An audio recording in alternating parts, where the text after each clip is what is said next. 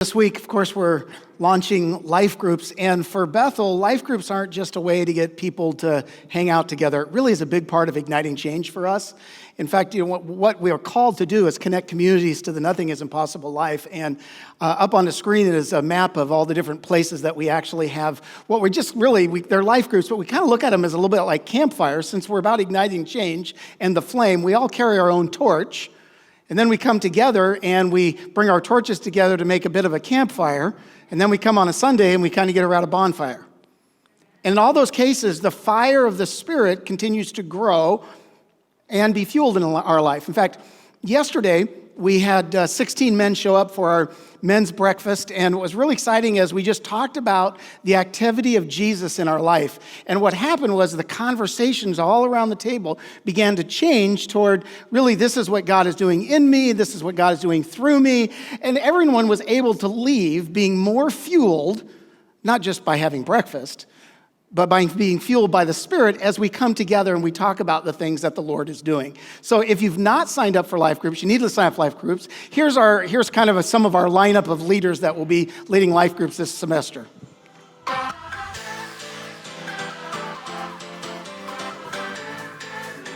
Joshua O'Brien, Sunday evenings, Hurst, Texas. Clarissa Van Proyen, Wednesday nights in Eastern Hills. Luis Arroyo, every other Wednesday, North Richland Hills. Charles Goma, Wednesday evening on Zoom. Dara Arroyo, every Wednesday night in North Richland Hills. Bill Chamberlain, Friday, Kennedale. Rich Van Proyen, second Saturdays, IHOP East Chase. Charles Goma, Sunday morning at Bethel. Not already done so, take out a grow card, fill it out, let us know you want to be part of a group. We'll make sure to connect you with someone in your area or someone like-minded that will really encourage you to move forward in igniting change every day, everywhere, with everyone that you're really connecting with. So this morning is a little bit different. I'm going to do a couple different things. First, I'm going to have Rebecca Rice as a missionary up at UNT Denton as a Chi Alpha leader, part of Bethel when she was in high school. In fact, when I've told this story, I'll keep telling this story even when Jesus comes back. When we first went to their house for dinner, we were playing a game, and her twin sister were texting each other across the table about Clarissa and I. I still have not seen those texts, don't know if they were godly or not. But the fact of the matter is God has called her into full-time vocational ministry, and it's just wonderful to watch what God is doing. So as she's coming, though, I do want to set up what's going to happen. Follow. Come on up, Rebecca. I'm going to do a first-person sermon. A first-person sermon is just a sermon that is told through someone from the Bible. And I'm going to tell the story through a guy by the name of John called Mark. And there'll be a list of scriptures on the screen, but you really just need to go in and kind of read them yourself. Or if you want to see the points of the sermon, you're going to need to go in on the app because it's on the app. Don't want to detract from the actual sermon by putting points up like we do every week through the Connect, Grow, Go. Although, if you listen to the sermon, you will hear the Connect, you will hear the Grow pieces, and you'll hear the Go pieces, and what you can do and learning from a guy called John Mark. Now, if you're deep into Bible study, there are things that we know about John Mark, and there are things that are assumed about John Mark. There are commonly held beliefs about John Mark by the church. And so I took some artistic license in developing this sermon. I'm going to attempt to do it by memory. And so don't be sitting out there going, that's not biblical, that's not biblical. Because if you do, one, you're missing the whole point. And you're going to miss what the Spirit wants to do through it. So, Rebecca, why don't you share, and then I'll come and do my first-person sermon. Awesome. Thank you so much, Pastor Rich and Bethel, for allowing me to come and update what we've got going on in Chi Alpha up in Denton. So we are on the campus of University of North Texas and Texas Women's University. They're about a mile apart, so not super far from each other, but we love getting to minister to them. And so this is my second year with Chi Alpha as a staff member, and we've just finished Welcome Month, which included what we call First Flight Week at UNT, where UNT puts on all kinds of events for the freshmen and say, hey, come join all these things, come join all these organizations, and just what is it like to be at UNT as a student, and move-ins and all kinds of events that we put on at our headquarters to be able to say, hey, we want to be friends with you. We want to show you who God is and how he can love you like nobody else can. Like there's so many organizations that are out there for them, but who is God and how does he love them and want to be a part of their life? And there's been several moments, there's countless stories this year where God is saying, hey, I'm here, put in the work, go do the thing, and watch me work through you. And one of these stories is with a girl named Indira. We were the end of, I think the first week that we were on campus, and we're in the union playing some games. UNT's got some event going on, and we're just there hanging out, being friends with people who don't have anything else to do or think that whatever UNT is putting on is a little lame. And so we're sitting there, and one of the guys that we just met a couple days before, named Eli, went to go grab some Burger King, and he's like, oh, okay, I'll be right back. So he comes back after he gets his food, and suddenly, 2 or 3 minutes later, this girl walks up named Indira, and we're like, hey, how long have y'all known each other? And he said, about 45 seconds ago, I met her in the Burger King line. And invited her over to say, hey, I'm hanging out with some friends. Do you want to come join us? He took a bold move and said, come meet some of my friends that I've met 48 hours ago that are so cool that I'm inviting now you over into this friend group, which is really incredible. And so we continue through the night, and she sits down. We get to know her a little bit of her story, and she proceeds to say that she grew up Catholic, kind of here and there, and then became agnostic due to some things with her family and just really didn't love the church anymore and was like, I don't want anything to do with God or anything like that. And then in high school, a couple years ago, she plays clarinet, which is kind of cool because I was a clarinet player. And so she joined an orchestra at a evangelical Pentecostal church, and God was starting to show through that orchestra position that she had, hey, I care about you. I want something more for you than you see for yourself. And so she comes up and she tells us all of this, and she's like, so I'm actually looking for a Christian community or something to join on campus. At this point, we have not told her who we are. She's just sitting down with us. And there's 10 of us that are all in Chi Alpha. We're sitting around and we're like, well, you just found 10 of us that are all a part of one organization called Chi Alpha, and we'd love to have you because this is community that you're asking for, and God has brought you right to our doorstep. All because Eli said, hey, Indira, do you want to come hang out with me and my friends? It took one bold move for Eli to say, okay, I'm going to put myself out there and invite this girl to come hang out with us. And then God used that to say, you know what? Indira's looking for community. Indira is now plugged in, has gone to Chi Alpha 2 or 3 times, and has gone to church on Sunday mornings. And getting to know who God is, who the true God is, not the God that she thought she knew so long ago. And beyond that, there's another story. Again, invitation. Invitation is such a big thing that we get to say, hey, I just want to be friends with you. What does it look like to not go to somebody and say, hey, do you know God? But take a slightly different approach and say, hey, do you want to be friends with me? Knowing that I have a God that I want you to get to know. And as we build that trust, we can show you who God is. And so there's another girl named Claire. And Claire has never been to church before now. She's never really heard of Jesus. Her dad grew up kind of Catholic, Easter once every other year, and that was about it. And one of my friends, Rebecca, who is a jazz bass player at UNT, invites her because they knew each other from orientation. She said, hey, do you want to come to this traveling worship night that we're doing on campus? The girl says yes. This girl, never been anything with Jesus, says yes to going on campus and worshiping with us as we move throughout campus. To me, that's really strange. I'm like, I'm just going to go with these group of people and stand there like an awkward person. But yet she said yes because Rebecca invited her. She said, I think your life is worth more than just sitting in a practice room. I think it's worth for you to be able to get to know who Jesus is. And so she comes to church twice, comes to Chi Alpha service, and then I'm in my first hang out with her one-on-one, just one-on-one setting, getting to know her. This was after she'd gone to church at this point. And I said, hey, Claire, did you grow up religious at all? She goes, no. My dad was kind of Catholic, but that was about it.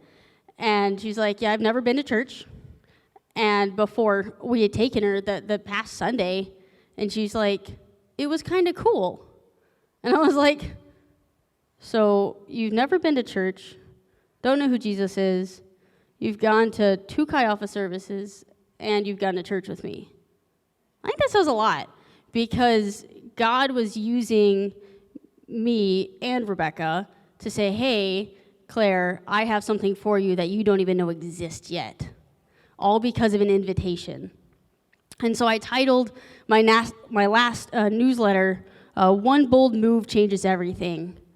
Got to talk about Eli and Indira, who he just said, hey, this is a cool girl. He probably liked her, and that's probably why he invited her. But he was willing to say, you know what? I have something for you. And then with Rebecca and I inviting Claire to say, hey, I have something for you. You have no idea who God is.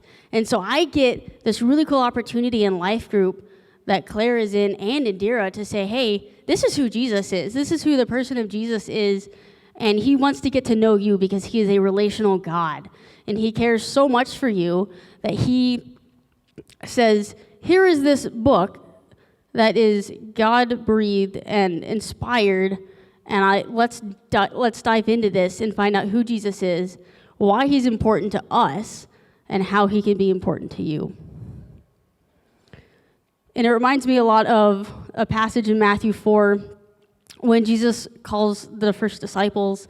Matthew 4:18 says, one day as Jesus was walking along the shores of the Sea of Galilee, he saw 2 brothers, Simon, also called Peter, and Andrew, throwing a net into the water, for they fished for a living.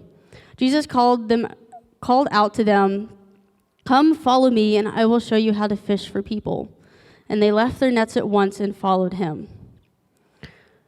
And what stands out to me as I reflect back on Indira's story and Claire's story as it's beginning is they said, okay, I'll just come. They have no idea what they're getting themselves into. We're this Chi Alpha, this group of about 120, 130 people that say, hey, come on, let's be rowdy and let's go to a worship service at 8 p.m. on a Monday night. Yeah, most people are studying or partying or something like that.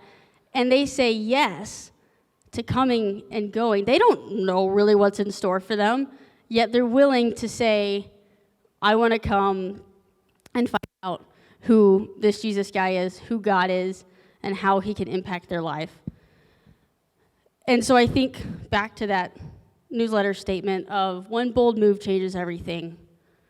If I was not willing to say, you know what, I care about Indira's life and Claire's life, I could have said, you know what, I've got enough, I've got 6 girls already, I don't want 2 more. But God said, push in. He said, take that bold step so that they can know who God is. Take that bold step so that somebody that doesn't know God or doesn't know him well has an opportunity to do that. And so today as I close, I encourage you all, just who is one person in your life that knows God, maybe you've never had a conversation with them about God, to take that bold step and say, you know what, I want to be friends with you so that I can share God with you and who he's been to me in my life so that you can experience him. Thank you.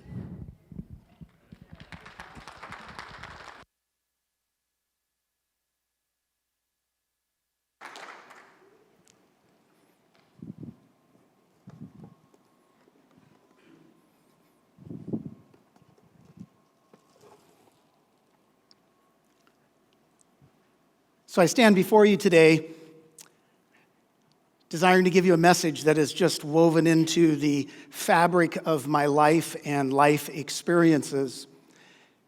It's an important message about becoming Christ-like and the important role of community that is indispensable in becoming Christ-like.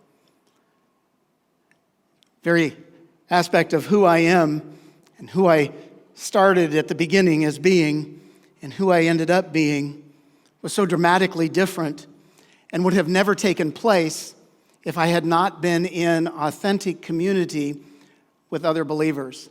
My name is John, also called Mark.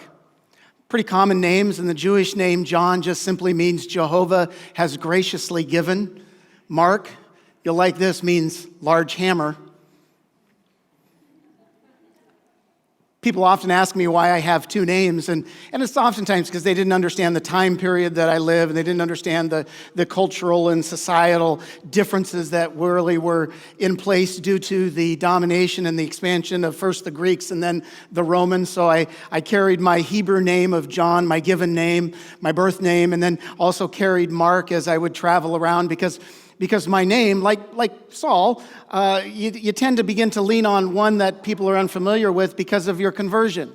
You become a follower of Jesus and your identity changed. For Paul, he was Saul and then became known as Paul. He had a Jewish, a Hebrew name, and he also had a Greek name. I have a Jewish Hebrew name and I have a Greek name. Now, I'm not Paul. I'm much more of a behind-the-scenes kind of person. I was raised actually in a wealthy family, and you probably well know more about my mother, Mary. And it's not the Mary that is Jesus' mom. It's not the Mary that Jesus ministered to. It wasn't any of the Marys that you read about in Matthew and in Luke and in Mark and in John. It's not that Mary. It's actually, my mom really is known because of her early contribution to the apostles. We were a family that actually owned quite a bit of land that had olive trees. And so family made a significant amount of money when it comes to olive oil.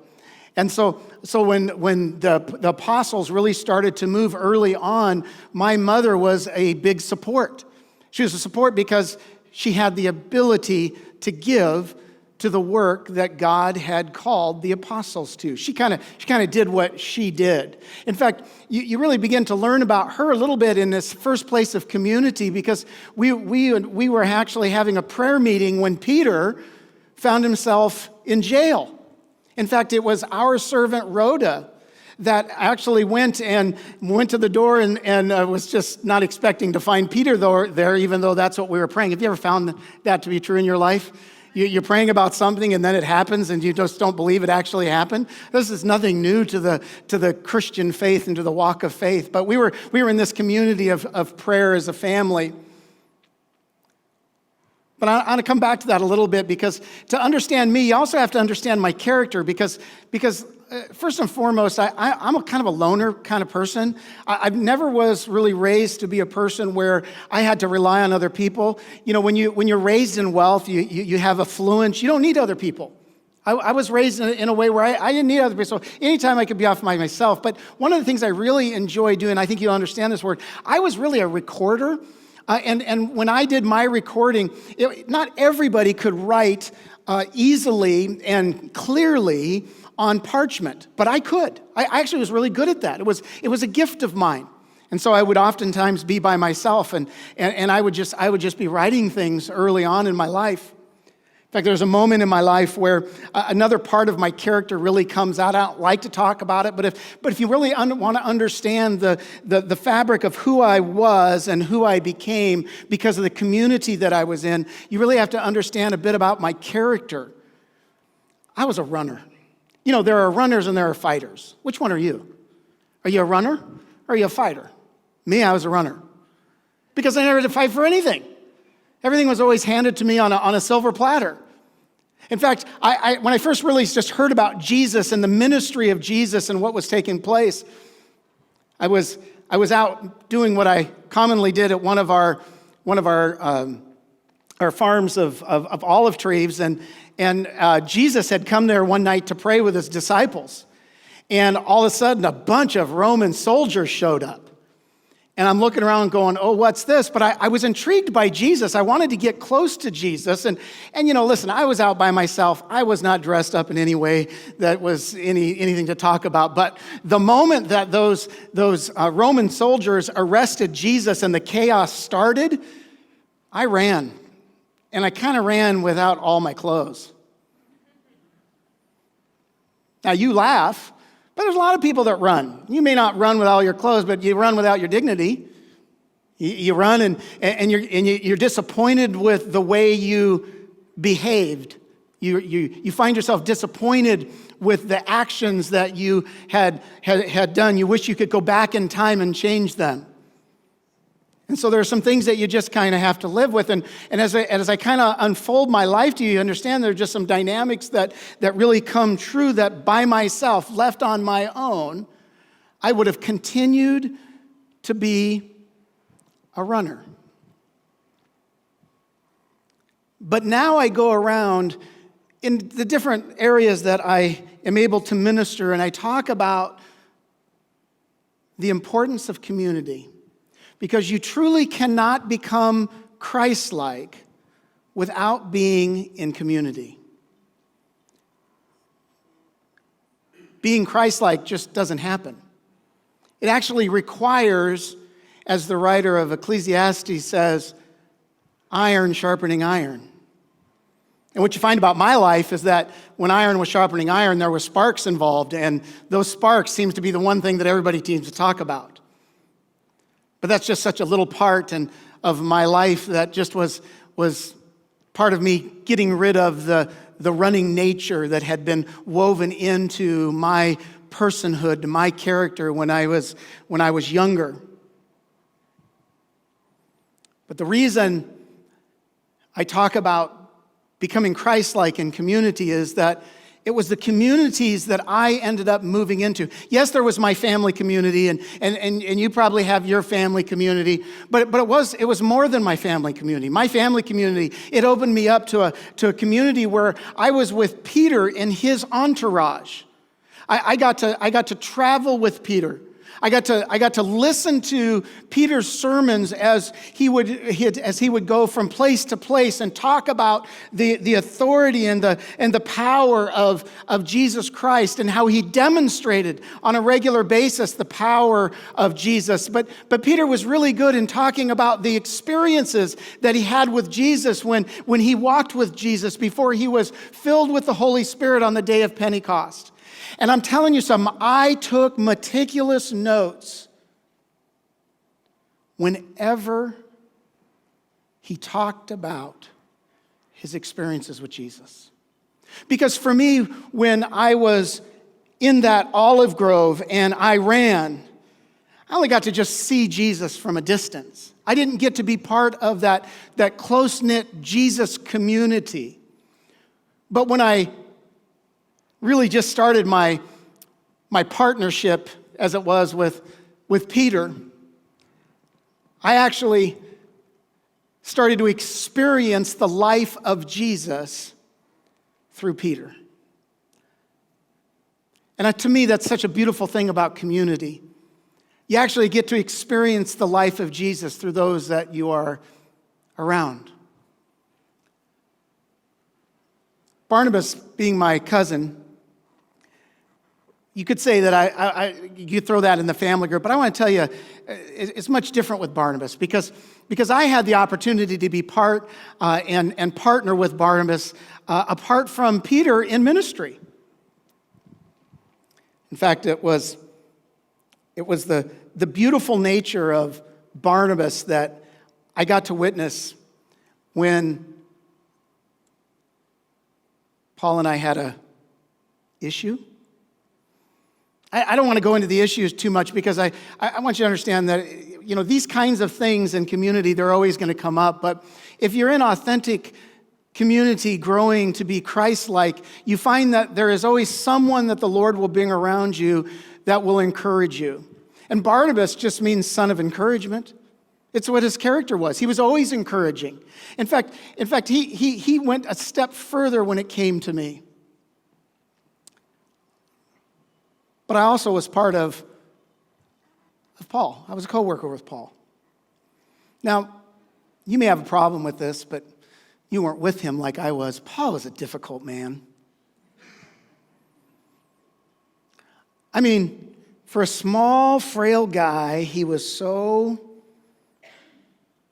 dogmatic. And for a guy that had such an amazing Jewish background, to just so easily toss aside the Jewish way of life was tough for me. And so, man, there were just times where, we had taken off and it was actually, I was part of a bigger group, but I was with Paul and I was with Barnabas and we headed off and we set sail to Cyprus, and we get to Cyprus, and Cyprus went really well. In fact, when we were at Cyprus, and I'm just taking these notes of what took place, and I'm looking around, and everywhere we began to share the gospel from synagogue to synagogue, people just said yes to Jesus. Then we went to Paphos, and Paphos, I'll never forget, was a very unique moment as I witnessed the God side of Paul being so difficult. Because we were there before the proconsul and he had been sharing the gospel, but there was this magician that was there. And the magician was constantly coming against everything that was being said by Paul. But man, I wish you could have seen it. It was so amazing that when Paul just got Paul-like, and he just said, "You're going to be blind." And the magician couldn't see. And this powerful miracle that took place caused the proconsul to turn and say yes to Jesus.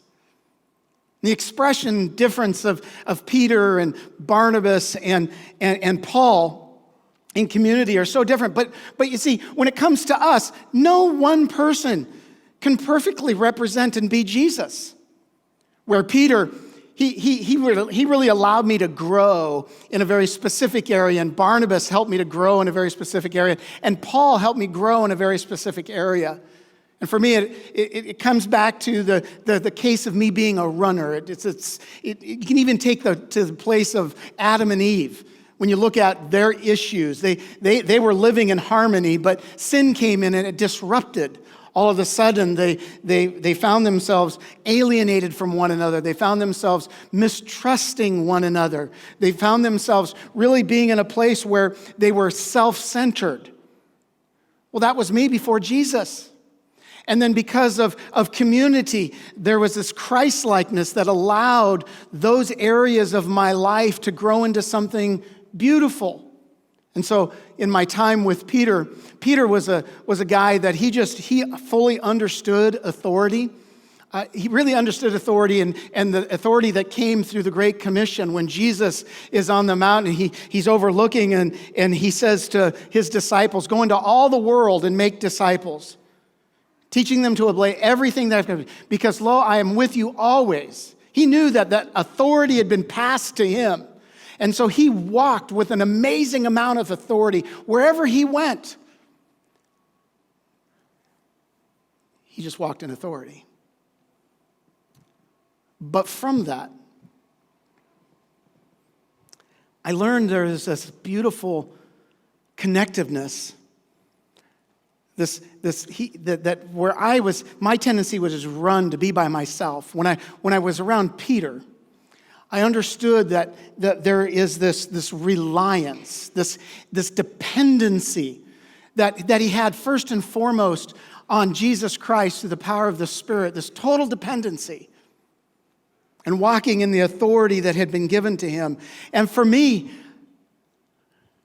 it allowed me to grow to a place where I didn't live just on my own. I recognized that not only did I needed to depend on people, but people would depend upon me. Which is why I set out so diligently to write what you know as the book of Mark. And if you study that, you'll see that I time and time again, especially in the first few chapters of that entire gospel, talk about this authority that Jesus walked in, because it was expressed, it was lived out in Peter. And so in my time with Peter, as I listened to him and I watched him, I wrote, and I wrote, and I wrote. And I'm here to tell you that the book of Mark is only the beginning as me. Is the only part of the actual John called Mark in that gospel is the first two sentences, maybe even the first sentence, depending on how you interpret it, whether if it's in Aramaic or Greek or English or whatever, where I just declare who Jesus is. Everything else is my dependency upon Peter. And so I made an accurate account of the life of Jesus through what was told and demonstrated by Peter. But then there's Barnabas. Here's a guy who loved Jesus so much that he gave his entire self to him. That was difficult for me. I could give part because I always struggle with, giving part to the religion and then part to this. But here's a guy that if he's on a missionary journey where he's seen all these incredible miracles. I want you to get this. They looked at him and they looked at Paul and they thought they were gods. You want to talk about successful ministry? They had to squelch that because it was about Jesus. But he knew that I had a problem being a runner. And so we get to Epaphras and we see that, but when we get ready to go next, I can't go there. I just got to the end of myself. I reverted back to the guy who was in the olive grove that ran. And Paul wasn't real happy about that.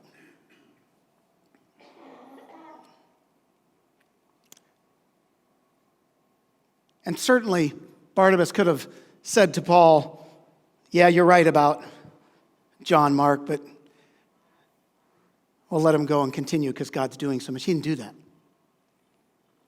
He really helped me grow in this place of being self-centered to being truly and authentically loving. Because you can't love somebody without giving something up. And he walked away. He said, my life was valuable enough to walk away from something successful in order to develop me into the person that God wanted me to be. Now, you may not realize this about me, but I was the first one to evangelize Africa. And the reason I evangelized Africa was because I was in a community that cared about me and the development of my walk with Jesus and who Jesus was in me and through me. Because while I still had an amazing amount of self-centeredness, Barnabas, he taught me what it meant to truly love. And so I went to a people group I didn't know because it wasn't about me. I didn't have to run from what God called me to do. I could lovingly move into the place that God would use me.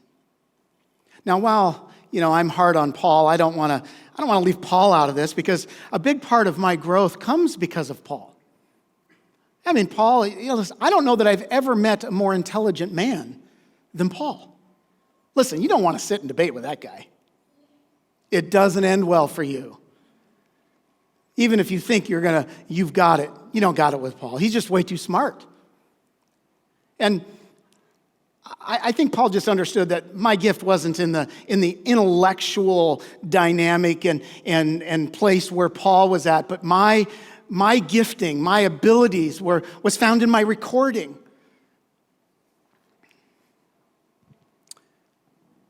Now, Paul didn't write the majority of his letters that you know about. And of course, it was Tarsha that wrote the book of Romans for him. But behind the scenes were guys like me who would take the words that were spoken and would write them on the parchments. And while Paul didn't trust me for a very specific ministry, he said, no, we're not taking him. There was the dispute. What you find is that while he understood that I still had some spiritual maturity that needed to happen, to the rest of the world, he would write, trust him. He's important. In fact, later on in ministry, you find that I was important to what he was doing at the time, and so I was needed. But I lived a life where I mistrust people. But Paul openly trusted. And I learned that there's a dynamic of trust that you learn in community, not through everything being perfect, but through going through the hard times and recognizing that there are just sometimes people need to grow to the next place in their spiritual walk with Jesus. I really wish that our spiritual walk was this path that was just straight, but it's not. We have these curves, we have these things that happen in our life. And so, as I was trusted by Paul, and Paul began to write what it was like for people when they would go into a certain area that they should appoint bishops. You may not know this about me, but I was appointed the first bishop of Alexandria. I could be trusted, and then was able to learn to trust others in releasing them in the work of the ministry. But here's really what I want you to take away from this, as you've kind of got this little glimpse into my life and how I grew and the things that I accomplished, because there are no small things in the Lord, but there are certain things that you always have to do. The more the Roman culture disintegrates, it's easy for people to want to be Roman even in the day in which we live, but they can't. They don't have enough money to buy their citizenship. They weren't born into it. But this is what made the early church grow at the rate that it did, is because where the Romans wouldn't just allow people to attach and become Roman citizens, people could attach and become part of the community of God. And so everywhere, all areas of society, and both men and women, both free and slave, they would attach themselves to community, because it's in community that we truly become Christ-like. And so don't get caught up in your own little life, but attach yourself to a community that will advance you spiritually, so that you can have, as my dear brother John writes about Jesus, saying, you can have fruit that remains. But once you attach, you really need to start applying the areas of Jesus that you see around you. I would encourage all areas of community to talk about Jesus. You don't need to talk about politics, that's always around. You don't need to talk about sports, that's always around. But you talk about Jesus because you begin to see the life of Jesus through other people in your community. And you begin to go, I like that, I desire that, I want that. And when you become aware and you begin to say, I want to apply that to my life, His Spirit comes and transforms. His Spirit comes and changes us so that application becomes a reality in our life. You could be a person that runs from things to a person like me that says, now I can run to the things that God desires for me. I think you begin to apply it, and then I think the other thing is now you just begin to share it. You begin to live it out on a daily basis. You activate. Get this, you activate the Jesus that is growing inside of you and you say, yes, I want that. Yes, I want that. And so as this place called Bethel is getting ready to start life groups this week, make sure you're part of community, because it is in community that we truly become Christ-like. So can I pray for you? Lord, I thank you for your goodness, and I thank you that, Lord, you give the look in the lives of imperfect people that you use and you transform into the people that transform the next generation and the next generation. And Lord, I pray in these last days that, Lord, we will attach ourselves to one another, that, Lord, we will say, I'll apply it. And Lord, I'm gonna go ahead and I'm gonna begin to use what I've learned in a way that it's activated at work, and it's activated in my recreation areas, and it's activated in my neighborhood. It's activated in my family, so that people might truly experience Jesus through each of us. In Jesus' name.